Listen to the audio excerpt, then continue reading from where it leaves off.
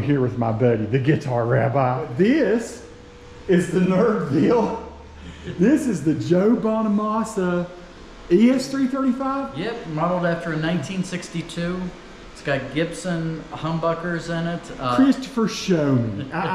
Tell me what you love about it. And now, so what he's going to do, here I am in the mirror, he's going to let me borrow this guitar for a couple days. I'm not going to keep you away from it for long. But what a nice cat. Oh, dude. And it's got a Maestro Vibrola as well. Wow. Oh my goodness. So Epiphone makes these. I've seen them. This is the thing. I've never, to my knowledge, ever played a 335 with a vibrato on it. Not with a Bigsby. I've never played any. The only thing I've done is, I guess, I played Gretches. Gretches that are semi-hollows, but not anything that's truly a Gibson type body. So let me ask you: is this really good? The Maestro Vibrola, it seems to stay in tune pretty well. I rarely have to go and tune this thing, and that's one of the things you always got to worry about with Vibrolas is if it stays in tune and all that stuff. This thing has been pretty solid though. Holy moly. Okay, it's beautiful. So many thanks to the Guitar Rabbi for letting me borrow this. You've done this a number of times, and it's such a blessing, man, to have a buddy that'll let you take his beautiful, beautiful instrument home and play it for a few days and then bring it back. Thanks for trusting me with that, man. It is absolutely beautiful. So it's lunchtime. I'm definitely going to keep it out of the heat. I'm going to keep it in my office till time to go home.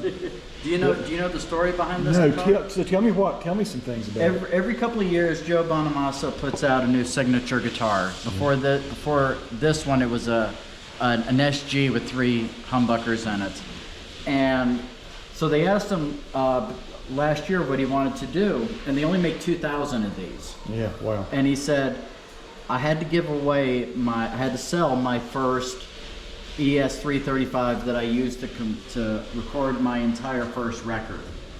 And he hunted down that guitar for years and years and years, and finally came back in contact with it a couple of years ago and was able to get it back. But he needed to sell it in order to move from New York to LA. And so this is modeled after that guitar, 1962 Gibson ES-335. I'm guessing it has 10 to 48, or yes, is that what we have? Yeah. So because it could be a little heavy, I can tell it's a little heavier than I usually play 9s, but for this kind of guitar, so. Let me ask you, so you're big time into the blues now. You've been playing a lot of, is this sort of your go-to blues guitar? No, that's probably still my Les Paul. Really? Yeah. Really? Yeah. Well, I'm certainly going to enjoy playing this. Oh, absolutely. All right. I can see you have business to do, so I'll turn off at this point. Sounds good, buddy. Thanks, brother.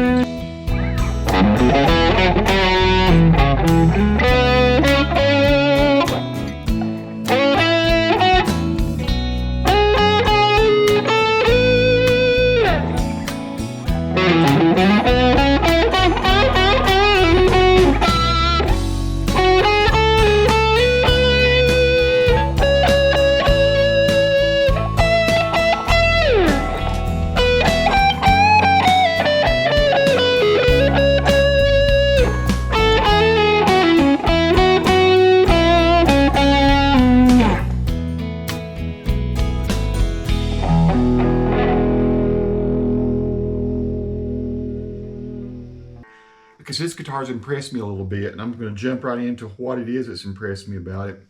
For one thing, this is called a Maestro Vibrato, whammy bar, whatever you want to call it. I've never played a Maestro before. Never heard of the Maestro. So I've got to say, it has impressed me because it stays in tune better than almost any other on an ES type guitar vibrato than I've played before. And I've been trying to, you know, work it a good bit.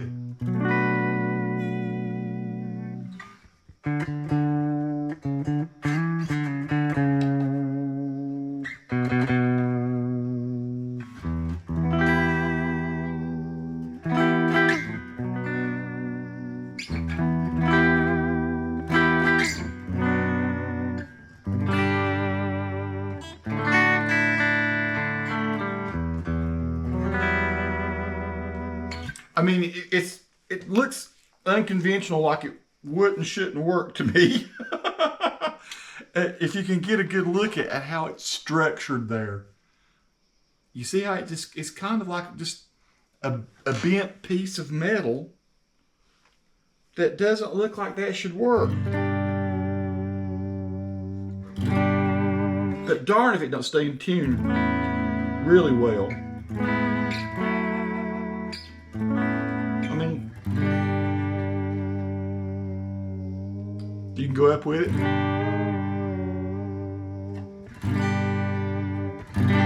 I may have knocked it out a little. Not bad though. So, part of what you may be hearing, I'm playing through a Helix tonight. I'll try to mute. I've got a couple mics over here to pick up my audio, my vocal audio. So you may be hearing some of the string sound on this. I'll try to mute those mics. I probably haven't up to this point.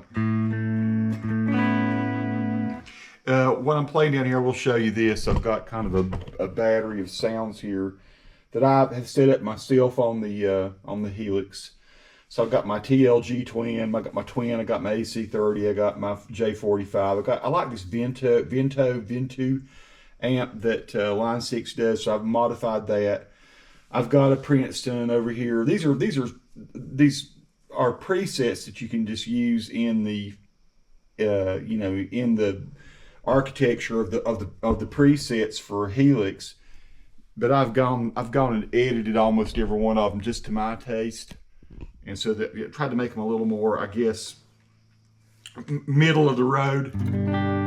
So that is my twin. But I just wanted you to hear how this sound. I've been playing in the neck position. I want to talk about this guitar for a minute.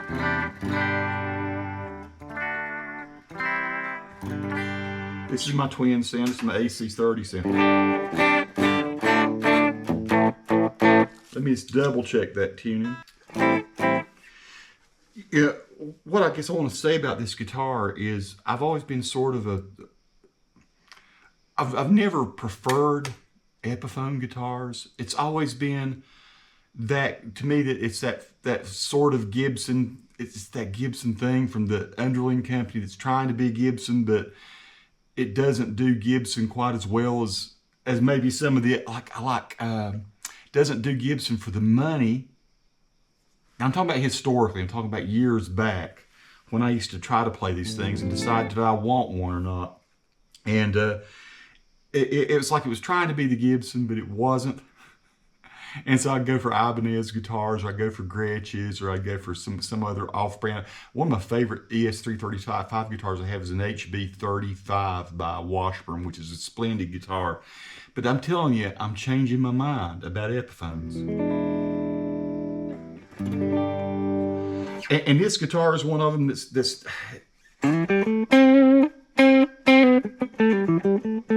that is killer.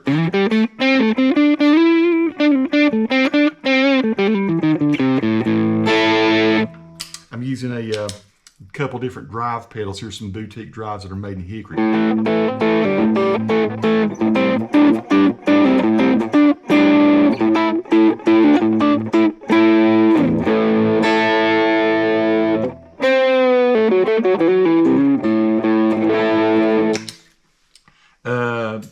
my Brit 45 sound. A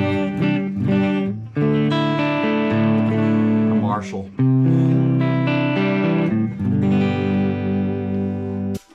The Vento.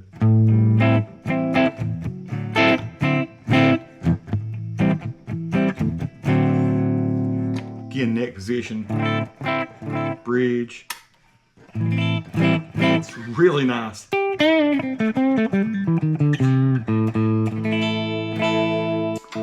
Oh, these things are cool. It's my Princeton sound.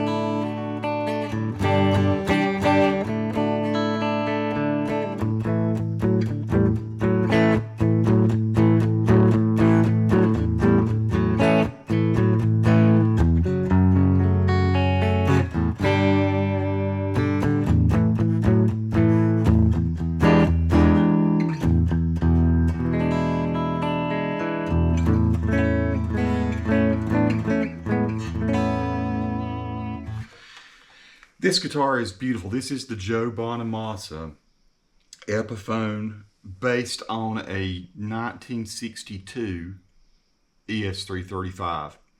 I've played a 61 335, which I thought was just, honestly, it was my dream guitar for the longest time. One of my buddies had one up in the mountains, and I would go play that guitar and say, oh man, this would be my dream if I could ever afford it. He would never have sold it to me, and now they're just totally out of reach.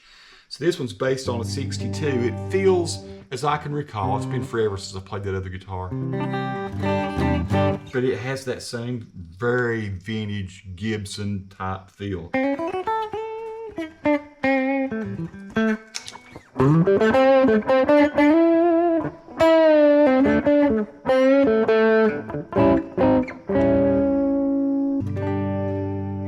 So I was real happy when Christopher asked me, did I want to try this? And I said, yeah, you bet.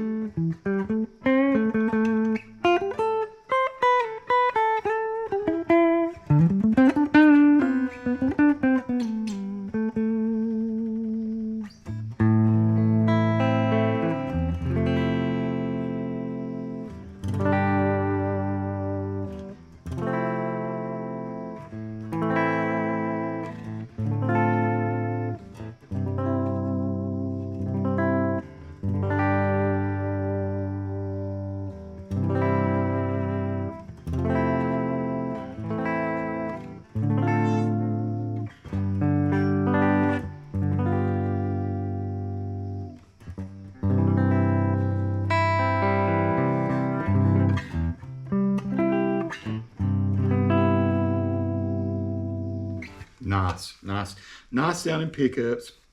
No push pulls or anything like that on it. It has this custom made thing on here, which I guess is something Joe wanted on there. I mean, that's the kind of thing that can be taken off if you don't like it. I like it great. I think it's fine. This like I say, this trim, this vibrato thing works way better than I was expecting. It feels massively well constructed. It feels really, I mean, the neck joint, that's beautiful. That's put together. You got your vintage tuners. I think my friends let me borrow their guitars just to see what my take on them is going to be. Do I like them? Do I approve?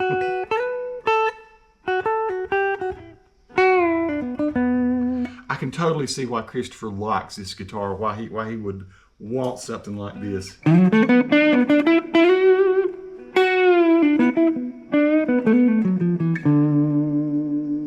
That is sweet, my friends.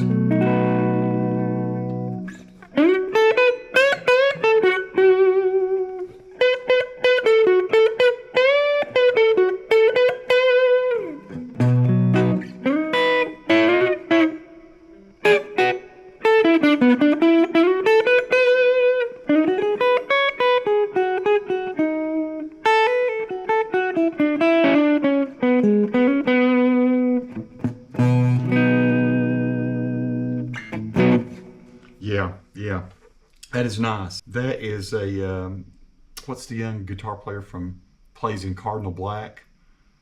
Buck. Says his last name, Chris Buck. Is that right? It's one of his presets that I like a lot. I have, again, tailed it a little bit for me. As you can see, I like this neck pickup a lot on this. Let me go back here to the... But you know, the bridge pickup too is not overbearing. It's not too bright, you know. I mean, I guess it could be. You could EQ it that way.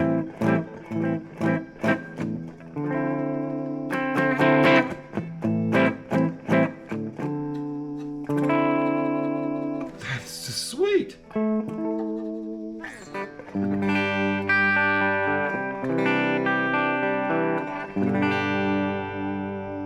This is my a high watt amp that I've kind of...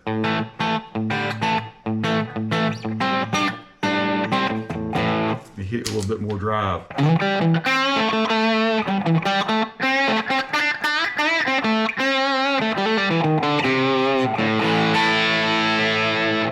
You know, I've always thought that an ES-335 nastied up like what Alex Lifeson would do with Rush, or what Toy Caldwell would do with the Marshall Tucker Band.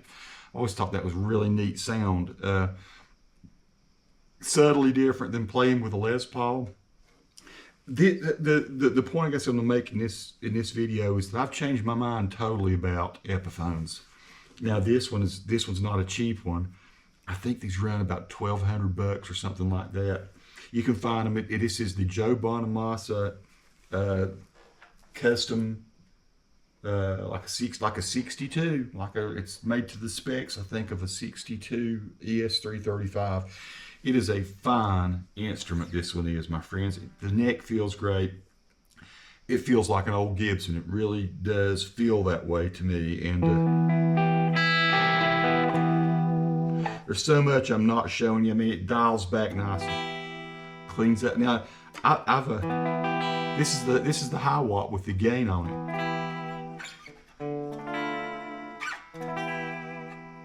And then let's crank it up.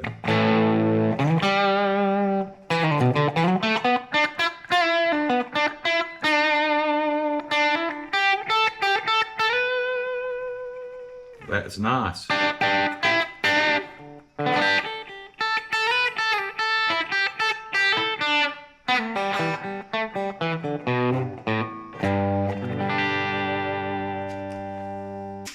over to the Vento sound. Nice. In between there, roll your tone back just a little, maybe on both of these.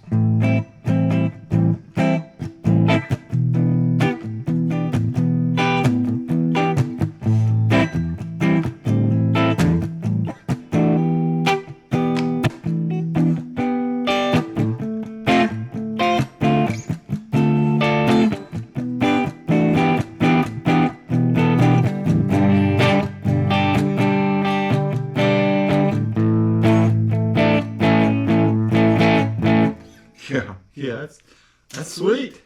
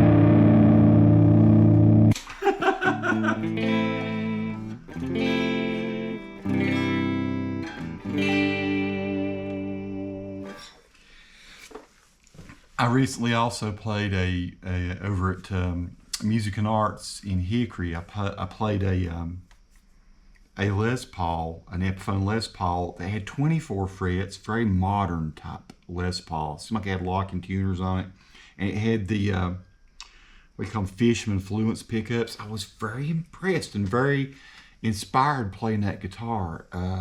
So that's another thing, another one that I played recently. I went and played one of their new 59 Epiphones that's emulating a 59 Les Paul, and instead of it being gloss, it was a sort of a satin finish. I can't remember what it's called. They have like one of the iced tea ones, but this was a little more of a red one. I got some video of it. Maybe I'll just throw a clip or two of it into this. But I sat down and played that, and man, I've played some of these old Les Pauls that my friends had, or go to the guitar shows, you know, or go to Groon. I used to go to Groon in Nashville a lot when I worked for Christian Tours. And I get to play an old Les Paul that I knew I'd never be able to buy, but get it down, run it into a Princeton or something, see what it sounded like. And those things would sound fantastic. Played, and they were somewhat problematic, but that guitar that I played the other day, the 59 Les Paul, which I don't know what does it sell for. I have to find out. Can't remember. It was affordable though. It's not like trying to buy a real Les Paul. And but it felt like a vintage Les Paul. Felt really nice in my hands. I'm impressed with the quality, the way things have changed. I've only bought one Epiphone my entire life, and it wasn't an electric guitar. It was a 12-string. It was you know, it was a moderately nice guitar. I ended up donating it to an auction. This is beautiful. This is a sweet, sweet playing guitar.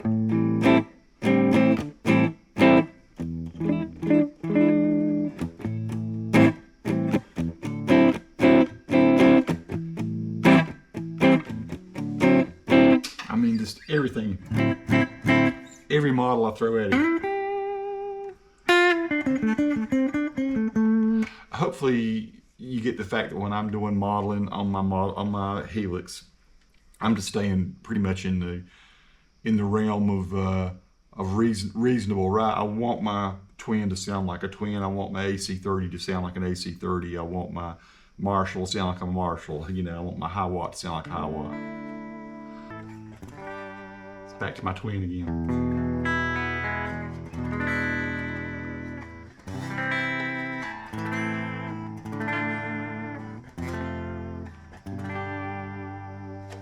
Sweet. The Joe Bonamassa 62 335. It's pretty dang substantial guitar. Say the build quality feels great. Fretwork is fantastic. I'll put some stats on here. These are burst bucker pickups of some sort. I can't remember which one's in which position, but I can put it on the screen. I'll do a screen capture and share that with you. I'm not sure what kind of potentiometers or anything are built into it, but everything seems to be just fantastic. I mean, totally responsive, and like I said, the tone knobs, and it's killer. It is a very much a quality guitar. That's prettier than I'm used to playing. Nicer than I'm used to playing. I will say again, if you want to look into a really good, if you can find one now, the Sycamore version of the Washburn, what's it called? HB35, I think. That's one of my favorite other guitars, economy type guitar. This was probably $400 more than that one. I like it. That's the one. That's what I'm used to. But this grows on me. I will say this one final thought. When I brought it home, I went and I visited Christopher at the shop where he works, and I'm sitting there pushing down the strings. I'm thinking that's a little higher than what I like to play. I like that to be lower. I mean, in my head, I'm thinking I'd like to dial that down just a little bit. But then I brought it home and I played it, and he has I think he has 10 to 48 strings on it. The more I played it, the more I said, no, that makes sense. And it plays great. It's intonated well. I thought, man, this is great. Go back to that Chris Buck.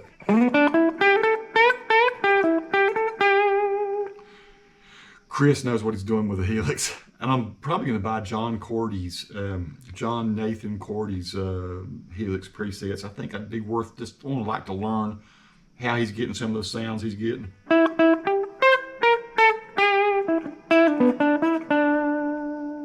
That is just sweet.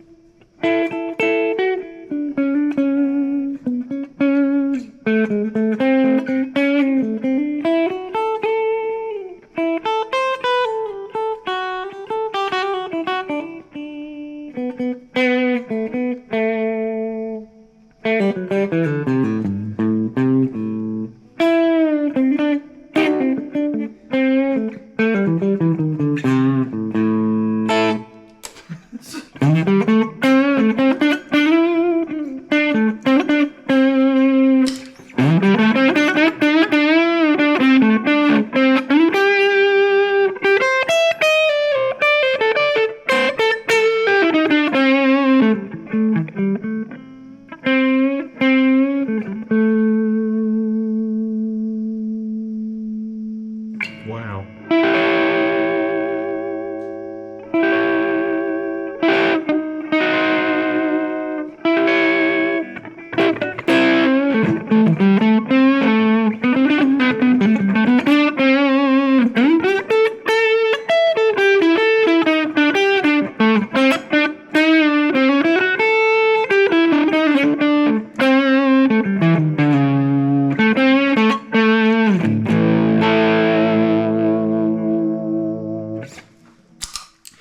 Peace to all who watch. Subscribe to the channel if you like. Tell me what you think of this beauty. It's just, I don't hardly feel worthy. But you know, I could afford one of these probably. Yeah. We'll say my final closing thought was the other night I was playing through the Tone Master behind me here. I don't know if you can see it or not, the camera. Tone Master Deluxe. And I was playing along with some CCR, and Nikki was out here. We were doing Let the Midnight Special, or Have You Ever Seen the Rain?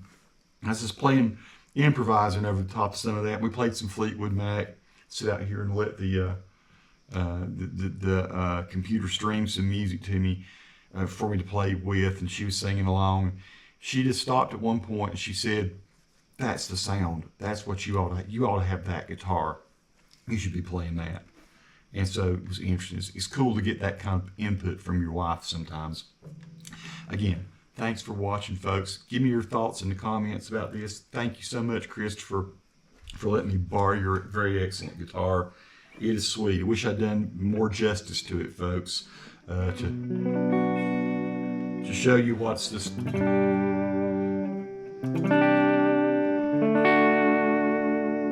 What's so nice about it. It's the whole package, my friends.